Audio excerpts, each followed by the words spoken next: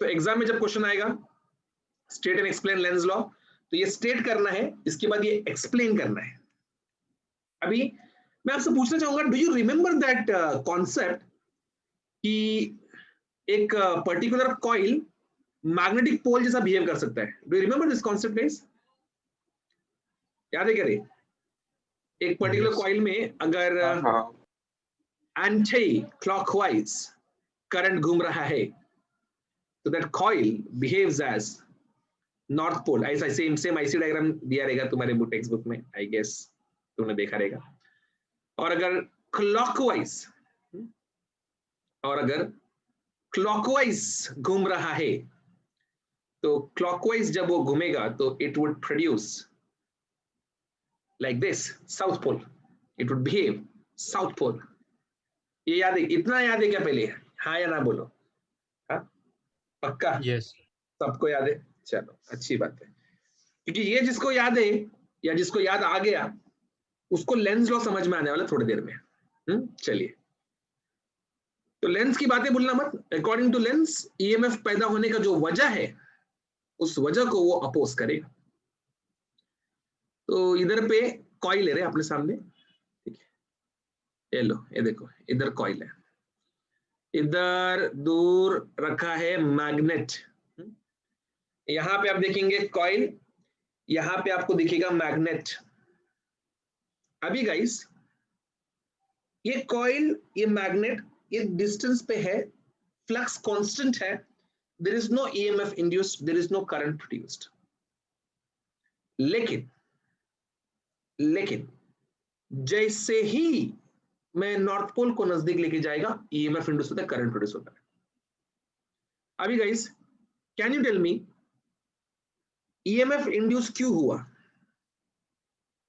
Sir वो क्या बोलते हैं, मतलब ये बार मैग्नेट के पास इलेक्ट्रिक मैग्नेटिक लाइन से, तो फिर वो मैग्नेटिक लाइंस के कारण प्रोड्यूस हुआ। मैथमेटिकली क्या बोलते हैं, ये फाई के प्रोपोर्शनल है, phi equal to F vector dot D vector F magnetic force, F is equal to Q V vector cross V vector, velocity और मैग्नेटिक इंडक्शन है, और उसके कारण प्रोड्यूस हो गया।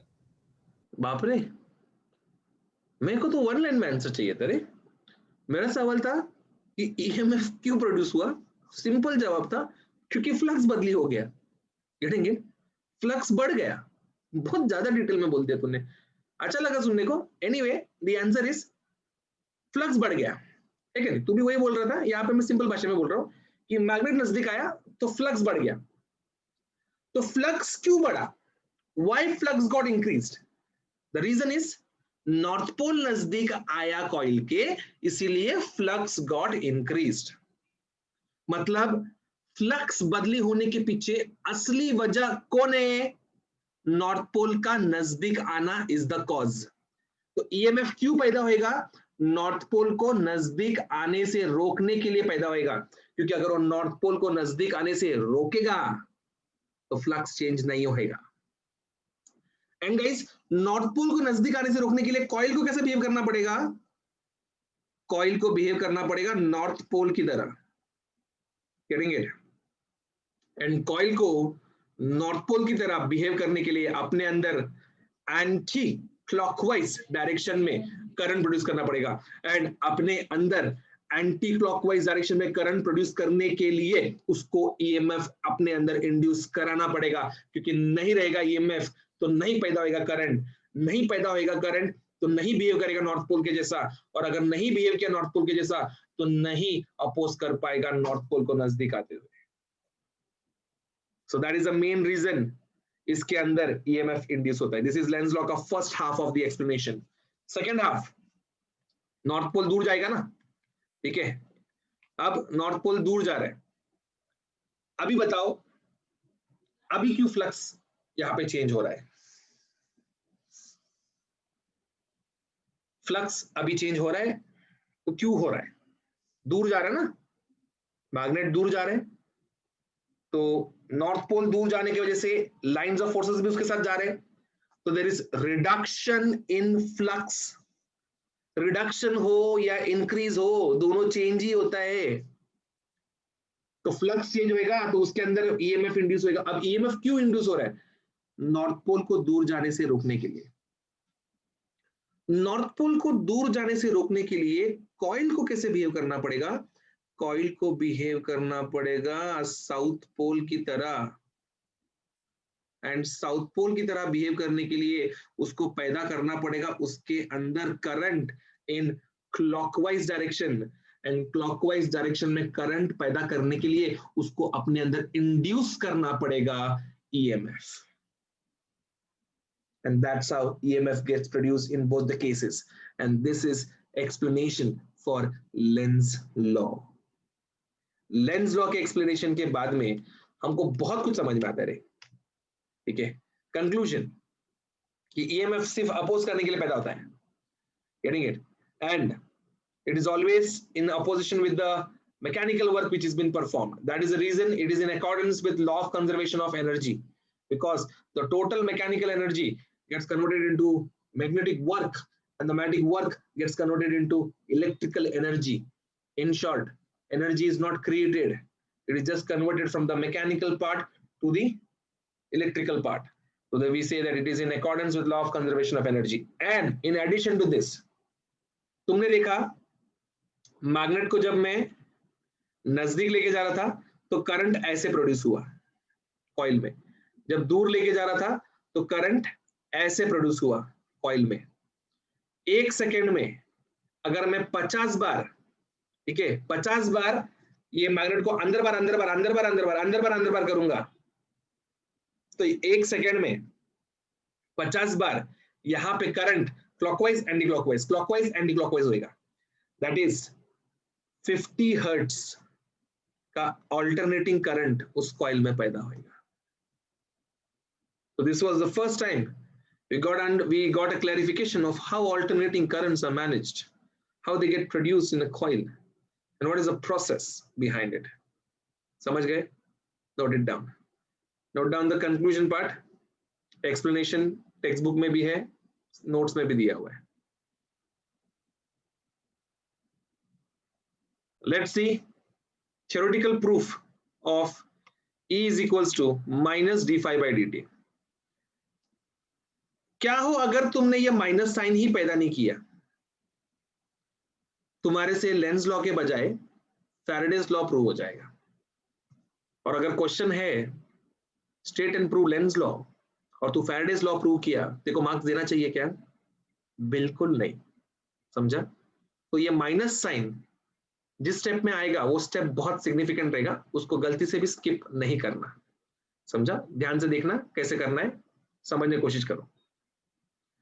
तो प्रूफ को समझने के लिए हम लोग एक रेक्टेंगुलर कॉइल लेंगे, कॉइल का नाम है PQRS। इसको हमने एक परपेंडिकुलरली इनवर्ड्स वाला मैग्नेटिक फील्ड से एक्सपोज किया है, पार्शियली एक्सपोज किया है। लेट्स से अगर उसका लेंथ PSQR का लेंथ L है, तो जो पार्ट उसका मैग्नेटिक फील्ड के अंदर एक्सपोज्ड है, let us call it X। तो यहाँ पे ये जो पार्ट है ये दिख रहे,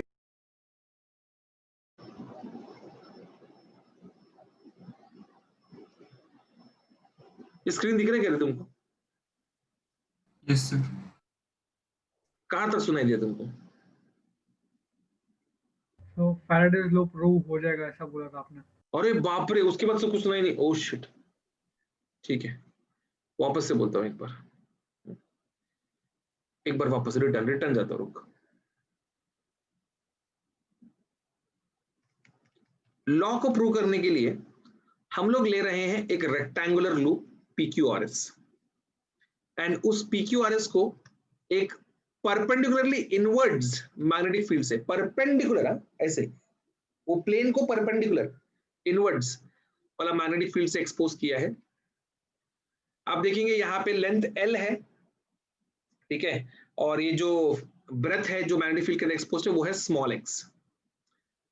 तो the area under magnetic field is a rectangular shaped area, so the area would be Lx in short. Flux phi is BA, तो A की जगह पे I can easily write down Lx, तो flux phi would become BLx, है क्या नहीं? और D phi by D T पैदा करने के लिए क्या करने का, डिफरेंशिएट कर देने का उसको. If I differentiate this thing, this would become D phi, B L constant जाएगा और D X by D T velocity बन जाएगा. क्योंकि अगर थोड़ा सा भी इसको हिलाऊंगा, थोड़ा सा भी, डी एक्स क्या आएगा इसमें, अगर ये थे, ये सपोज इधर था, इसको मैंने थोड़ा डिस्प्लेस किया तो इतना पार्ट डिस्प्लेस जो होएगा, ये जो पार्ट डिस्प्लेस होएगा, ये जो पार्ट, यहाँ का पार्ट, ये जो पार्ट, इतना पार्ट जो डिस्प्लेस हुआ, इसको हम बोलेंगे कि ये dx है. और अगर ये dx है तो dx बाई dt वेलोसिटी होएगा. तो इसको मैं डिस्प्लेस किया यहाँ पे, ठीक है. तो फ्लक्स फाई जो है वो बन जाएगा D phi by D T. B और एल कॉन्स्टेंट था तो B L D X by D T बन जाएगा v. तो हमको फ्लक्स फाई क्या मिला, बी एल बी. ओके, इतना हम लोग का हो गया है. अभी guys, what do you think, the moment I would pull this particular rectangular coil, ठीक है, तो इस दिशा में डिस्प्लेसमेंट वेक्टर क्रिएट होएगा. ठीक है, ये जो एस बार दिख रहा है ना आपको, ऐसे इस दिशा में डिस्प्लेसमेंट वेक्टर क्रिएट होगा. एंड ये डिस्प्लेसमेंट वेक्टर, हाँ, ये डिस्प्लेसमेंट वेक्टर को अपोज करेगा यहां पे पैदा होने वाला फोर्स. बच्चा पूछता है फोर्स क्यों पैदा होएगा. If you remember, the moment I change the position, flux change होना शुरू होएगा, ईएमएफ इंड्यूस होएगा, करंट प्रोड्यूस होएगा कॉइल के अंदर. Getting it. एंड वो कॉइल आप देखेंगे यहाँ पे करंट, देखो यहाँ पे करंट कैरी कर रहा है coil. You remember magnetic effect of electric current? Whenever a current carrying conductor is kept inside a magnetic field, what happens? क्या होता है, उसके ऊपर कितना फोर्स एक्ट होता है रे. फॉर्मूला क्या है वो फोर्स का, I cross B. Yes, it's I L B sine theta और B I L sine theta, है क्या नहीं, बिल साइन थीटा करके याद रखते हैं उसको हम लोग. तो वो फोर्स इसके ऊपर एक्ट करेगा. ठीक है, तो इस दिशा में फोर्स एक्ट करेंगे. आप देखेंगे यहाँ पे ये एफ बार है जो अपोज करने वाला है, ये F1 और ये F2 एक दूसरे को खत्म कर देंगे. अब गाइस यहाँ पे है वो जादुई स्टेप, यहाँ पे है वो जादुई स्टेप कि डिस्प्लेसमेंट हो रहा है राइट में, फोर्स एक्ट करे लेफ्ट में.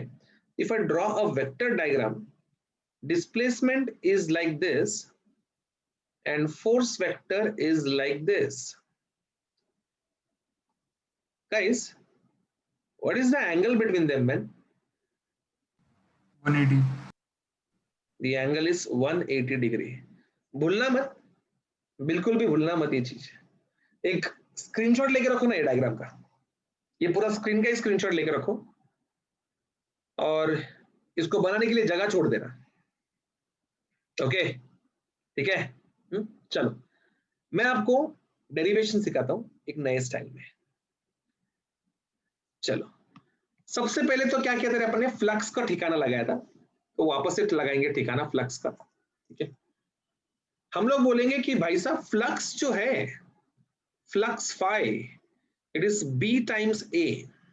ओके, फाई बा होता है क्या नहीं. तो ए क्या है इधर पे, ए है लेंथ इंटू एक्स, तो फाई हो जाएगा हमारा B L X. Okay, now guys, if I differentiate this equation with respect to t, getting it? If I differentiate with respect to t, then this would become d phi by dt is equals to b और l बाहर रहेंगे, ये हो जाएगा dx by dt. Guys, कौन है dx by dt? Velocity. तो ये हो जाएगा D phi by D T is equals to B L V. ये इक्वेशन ए हो गया अपना. ठीक है, दूसरा पार्ट रहेगा वर्क डन का. कॉइल खींचने के लिए जो वर्क हुआ, it would be what, it would be F bar dot D x bar force into displacement. तो डॉट प्रोडक्ट है, फॉर्मूला क्या होगा, F D x cos theta. Guys, what is the angle between F bar and ds bar, what is the angle between force vector and displacement vector? 180 degree. 180 degree. And guys, what is cos 180? -1. ये वो जादुई step है जिधर पे minus sign आएगा, और अगर तुम नहीं लेके आए तुम्हें नहीं आएगा, फिर वो इसके बाद तुमको मार्क्स भी नहीं आएगा. Now we know F is BIL sin theta and theta 90J because perpendicular है वो, ठीक है, मैग्नेटिक फील्ड. तो ये इधर पे सब्स्टिट्यूट होएगा और क्या बनेगा, dW is equals to minus BIL into dx. अभी जादुई स्टेप करते हैं. Let us divide them by dt on both sides. The moment I would do it, this would become dW by dt is equals to minus BIL dx by dt. चलो देखते हैं तुम्हारे में से कितने लोग पहचान पाते हैं अभी. dx by dt क्या है?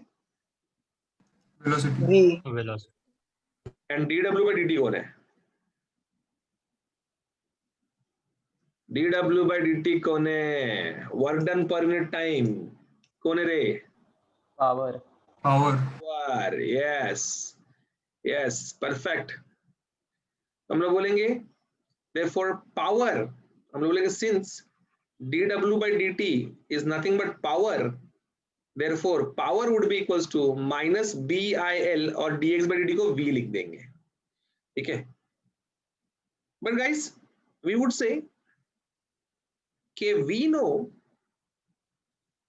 power वोल्टेज इनटू करंट भी होता है रे, क्योंकि अपने को पिक्चर में ई लेके आने का था भाई साहब, ठीक है.